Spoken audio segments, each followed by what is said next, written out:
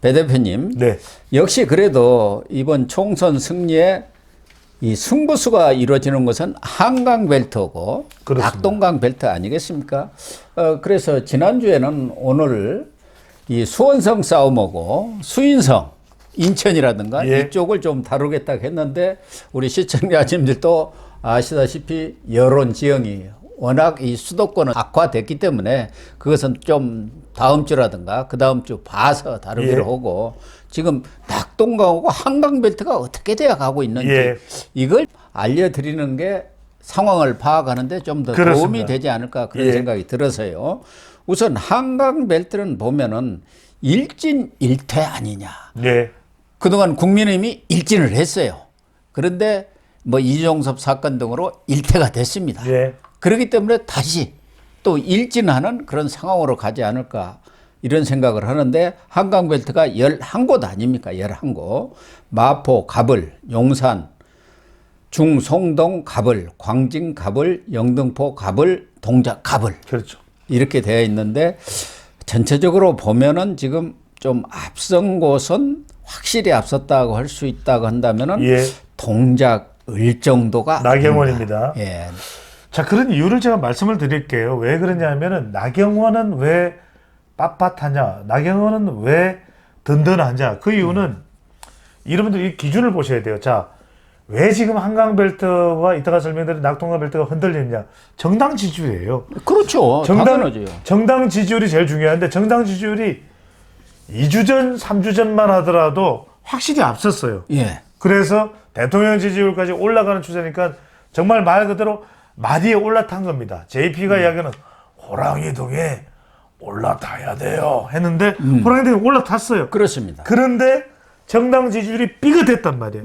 그런데 두 번째는 후보입니다. 두 번째 요소는 후보 경쟁력이에요. 그런데 아시겠습니다만 한강벨트도 그렇고 낙동강벨트는 심지어는 민주당은 다 현역이에요. 네. 그러니까 물론 이제 국민의힘도 현역 재배치된 곳도 있지만 도전자도 있단 말이에요. 그러면 이 후보 경쟁력이 좀 후달렸어. 그렇잖아요. 네. 아직 익숙하지가 않은 거예요. 익숙하지가 않으면 적어도 이 지역의 경쟁력은 이른바 우리가 말하는 할로 이펙트, 후광효과입니다. 자, 여러분, 배종찬 소장 옆에 고영신 박사가 있으니까 고영신 박사 옆에 배종찬 소장에서는 빛나죠. 배추도사가 있으니까요. 빛이 나는데 그동안에는 한동훈이 뿜뿜뿜 잘 나갈 때는 탄력을 받았어요. 네, 그래서 그렇습니다. 한 3주 전에 가상대결한 걸 보면 대체로 국민이 앞서. 그런데 대통령 실발 악재가 터졌잖아요. 그러니까요. 그러니까 이게 후광에 약발이 딸리는 거. 한동훈이 어디 있어? 한동훈이 어디 있어? 대파 들고 있는 윤 대통령만 보이네. 대파 들고 있는 윤 대통령만 보이네. 그게 무리수가 발생을 했던 거죠. 그렇습니다. 여론상에. 그런데 지금 다시 한동훈의 약발이 나올 수 있는 그런 시점이 된 겁니다. 그러면 자, 첫 번째 정당 지지율 회복세를 보이고 국민의힘 관점에서 분석을 하면 두 번째는 후보자도 이제 점점 시간이 지나면서 익숙해집니다. 자, 윤희숙 그다음에 다른 지역들 보면은 이 후보자들 자체가 익숙하지 않은 사람이 있습니다. 그 지역에 오신환도 그렇고요. 네. 근데 점점 익숙해요. 마지막 한동훈이 이제 한번 바람을 싹 몰고 갈 겁니다. 그러면 제가 다는컨대 27일, 28일 공식 선거 운동 들어가는 시점에 발표되는 조사 결과는 다른 결과를 여러분들이 보실 가능성도 상당히 있지 않을까 이런 분석 말씀을 전해드립니다.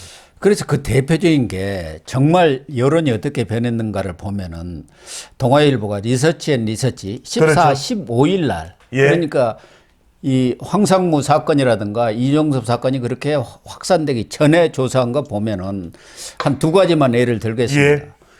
중성동 갑, 예. 윤희숙하고 전현희가 똑같이 39% 동일하게 나왔고 예. 종로 곽상은과 최재형 국민의힘 후보가 40대 40이었습니다. 그런데 KBS 한국 리서치 예. 조사를 보면은 이제 여론이 악화됐을 때입니다. 종로 경우 곽상은 49, 최재형 31이 나오고 있어요. 그러니까요. 그 다음에 중성동 갑의 경우 지금 38.2 대 50.9 그러니까요. 이렇게 차이가 나버린 거예요. 그러니까요. 그 한 4, 5일 사이에 똑같은 것들이 10 내지 20% 차이로 이렇게 벌어져 버렸다니. 아까 이 얘기 했잖아요. 서울에 그 진폭이 얼마나겠습니까? 28대 15인가 내가 예. 얘기를 했지 않습니까? 그렇죠. 예. 차이를 아까 말씀 23대 네. 15. 그러니까요. 한 주 사이에 23% 진폭이 있었고 그 다음 주에 지금 이번 주에는 15% 진폭이 있었던 것처럼 여론조사상에 이 대표적인 두 곳을 들었는데 15 내지 20% 차이로 왔다 갔다 해버리지 않습니까? 바로 그 말씀입니다. 그러니까 종로의 최재형 의원이라고 하지만 사실 최재형 의원이 인지도가 별로 높지가 않아요. 그러니까 결과적으로는 이번 총선은 민주당을 국민의힘이 따라가야 되는 맹추격을 해서 앞지르려고 하는 바로 그 선거의 성격 아니겠습니까? 그러면 잘 생각해 여러분들 이름을 한번 드십시오. 최재형, 함웅경, 윤희숙. 그 다음에 또 한 사람이 누구였습니까? 윤희숙이고, 자, 이렇게는 여러분들 선거판에서 맹추격을 할 수가 없어요. 누가 됐냐? 정청래 대 한동훈의 대결. 그렇게 돼. 그렇죠. 함은경이는 아무래도 밀리죠. 마포갑의 이지연 대 조정훈도 있지만 한동훈의 대결. 그 다음에 중성동갑도 전현희 대 한동훈의 대결. 다 한동훈의 대결이 돼야 돼요. 심지어는 오신환 대 고민정이 아니라 고민정 대 한동훈. 자, 여러분 한번 고박선생님 고민정 한동훈 법무부 장관 시절에 다툼을 하던 거 기억나죠? 예. 자, 그 모습을 연상하면 한동훈 대 고민정이면 사람들은 한동훈으로 가는 거예요. 그렇습니다. 국민의힘 지지층들은 더 결집을 해서. 그러니까 전국의 모든 국민의힘 후보자들은 한동훈이 돼야 돼요. 이 서울의 지지세가 회복세를 보이고 있기 때문에 한강벨트도 지금 동작을 제외하고는 다들 흔들흔들하고 그렇죠. 국민의힘이 민주당한테 꽤 많은 차이로 밀리고 있는 것이 사실이지만 앞서 이야기한 대로 그 진폭이라는 게 한 주 사이에도 20% 이상이 오르락내리락 하기 때문에 얼마든지 뒤집을 가능성이 있고 이제 일퇴를 했으니까 일진만 남은 것 아니겠습니까? 예. 이제 2주 뭐 3주도 안 남았어요. 자, 제가 그러니까 말씀드릴게요. 그래서 일진으로 돌아서면은 서울에서도 승기를 잡을 수 있다. 자, 이렇게 여러분들 각 지역구의 결과가 달라지는 이유는 실제 여론의 변화도 있을 수 있습니다. 두 번째로는 이 조사에 참여하는 비율의 변화도 있었어요. 왜냐하면은 조사에 그러면 어떤 여론이 생기면은 보수 쪽에서는 난 그럼 조사 응하지 않을래 이런 현상이 강하게 두드러질 수가 있어요. 낙담해서 그런 현상이 있고 세 번째는 여러분들 이 선거 여론조사에 투표율이 반영됐습니까? 반영 안 됐습니까? 안 됐죠. 예. 실제로 2007년도 대통령 선거의 경우에는 20대 투표율이 절반도 안 됐어요. 그러니까 무슨 말씀이냐면은 실제 그런데 그 당시 2007년도에 50대 투표율은 76%, 77%였거든요. 예. 여러분들이 잘 기억하실 거예요. 이 여론조사에는 선거 여론조사에서는 투표율이 전혀 반영이 안 된 겁니다. 그러면 40대가 그 정도 투표할지 안 할지 아무도 알 수 없습니다. 제가 왜 그런 말씀드리냐면 40대에서 지금 조국혁신당의 지지율이 매우 높아지고 있어요. 예. 그러면 40대 같은 경우는 어떤 생각을 할 수 있냐면 나가서 비례투표를 조국혁신당을 할 수도 있지만 뭐 어차피 조국혁신당이 지역구도 나온 게 아니기 때문에 내가 조국혁신당은 지지하지만 난 굳이 뭐 투표까지는 안 나가 이럴 수도 있단 말이에요. 그러니까 여러분들이 여러 가지 상황을 두고 보셔야 되지 지금 나오는 여론조사의 결과만 가지고 실제 선거 결과가 이럴 것이라고 생각하는 건 저는 10년 전에도 20년 전에도 30년 전에도 그렇게 말씀을 분석을 해왔습니다. 그러면 이 낙동강 벨트를 잠깐 보도록 하겠습니다. 낙동강 벨트는 9곳, 부산, 북, 강서, 갑을, 그 다음에 사상, 양산, 그 다음에 사하, 양산, 갑을, 김해, 갑을, 강서 뭐 이렇게 되어 있는데요. 여기는 지금 아주 한 치 앞을 내다볼 수 없는 치열한 접전이 벌어지고 있는 것 같아요. 9곳 중에서 지금 현재 시점에 6곳이 접전 중입니다. 네. 지금 민주당이 현재는 국회의원만 해도 5석을 여기서 먹었단 말이에요. 지난번에. 그러니까 이걸 찾아오지 않으면 안 돼요. 부산은. 잠깐 뭐 몇 군데만 소개를 해드리면은 김해 갑, 국민의힘 박성호 36, 민주당 민홍철 35, 1% 뭐가 똑같습니다. 그다음에 김해을 조혜진 늦게 들어갔는데 32고 김종호 37, 뭐 거의 오차 범위 내에 있고, 부산 북을 국민의힘 박성호 45.6, 민주당 정명이 44.1, 거의 뭐 붙어 있지 않습니까? 그 다음에 사상 김대식 국민의힘 40, 배재정 민주 39, 강서 김도읍 48.7, 변성환 44.4, 거의 다 오차 범위 내에서 뭐 2, 3% 이 차이로 있기 때문에 예. 언제든지 뒤집어질 수 있고, 여기는 진짜 한 끗 차이로 결판이 나는 곳이구나. 그렇죠. 지금 이런 상황이란 말이에요. 아까 이야기한 대로 부산에 아무래도 조국의 바람이 슬슬 지금 불고 있는 거, 이게 지금 중요한 변수가 아니냐. 그래서 제가 말씀드렸던 대로 정당 지지율은 국민의힘이 앞서요. 예. 그런데 여러분들 생각할 때 여기서 민주당은 사생결단입니다. 2판 4판 말 그대로 현의 살수예요. 그래서 현역도 5명이 있지만 나머지 후보자들로 쨍쨍해. 지금 변성환 같은 경우에도 변성환도 부산시의 경제부지사를 역임한 그런 사람이에요. 사람입니다. 그런 예. 사람이에요. 게다가 지금 낙동강 벨트는 아니더라도 연제구에 김희정이 누굽니까? 현역을 경선에서 이겼어요. 예. 김희정 전 국회의원이에요. 연제구는 과거에 이 연제구에 이 호령을 하던 여러 이 보수정당, 한나라당, 새누리당 계속 신한국당부터 여기는 텃밭이었단 말이에요. 텃밭이죠. 여기에 김희정 전 여성입니다. 예. MB정부에서 여가부 장관도 여가부 하고 장관까지 했죠. 콘텐츠 진흥원 원장인가 인터넷 콘텐츠 진흥원 원장까지 했는데 그만큼 정말 보통 강단이 있는 의원이 정치인이 아니에요.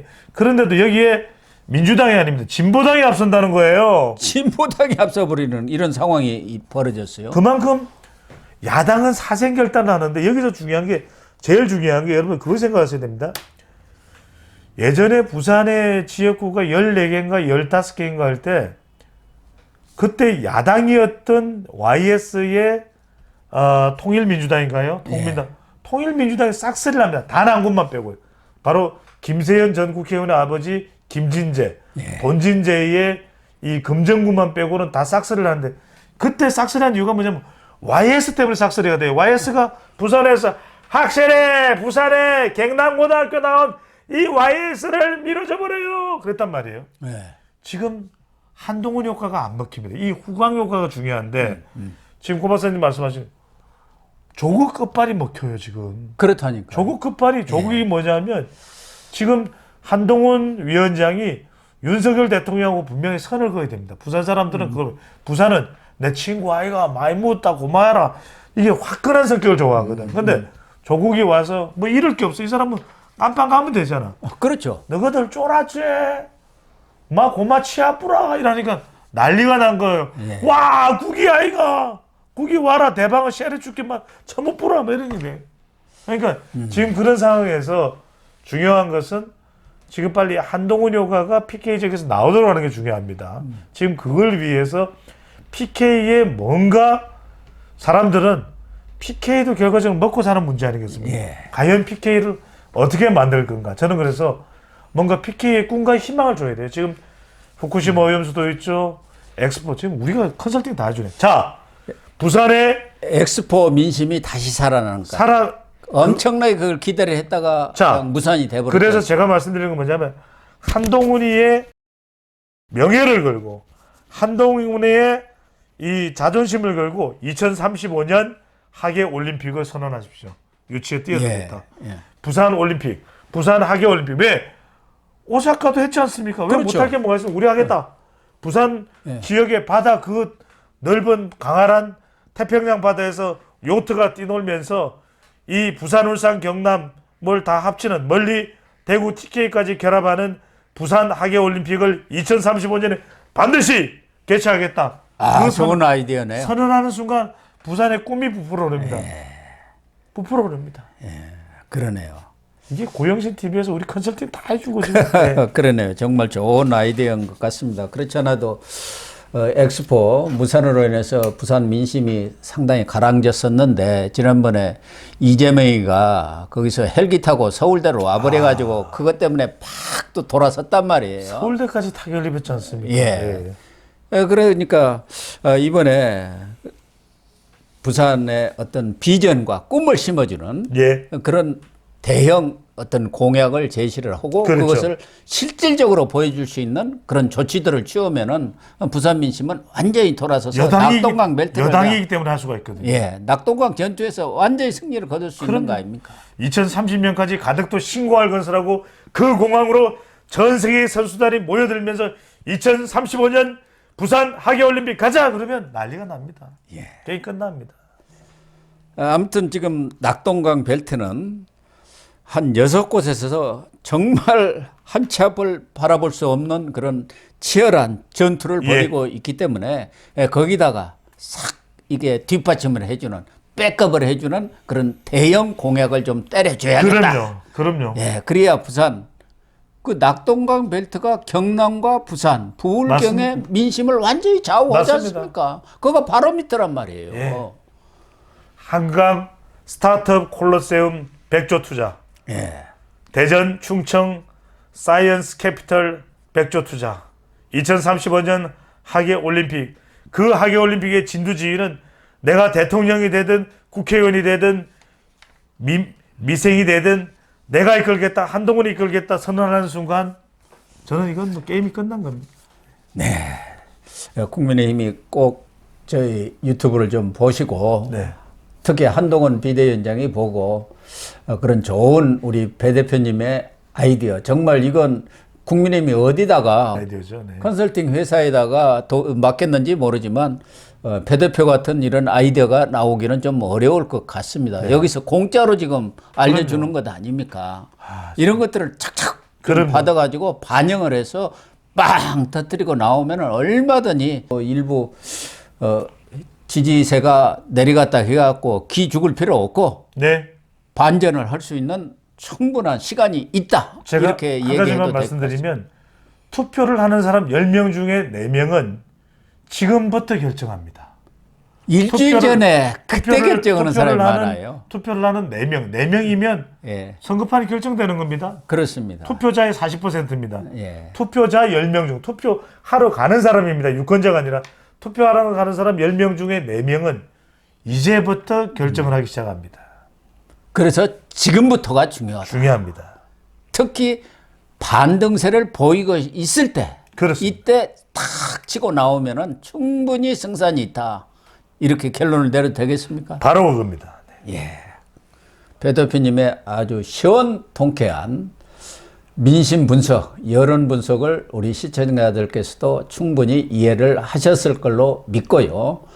거듭 말하지만 대통령실이라든가 또 국민의힘 쪽에서도 저희 유튜브들을 보고 있기 때문에 좀 많은 참고를 해 주시기를 간곡히 부탁을 드리겠습니다. 네, 시청자 여러분.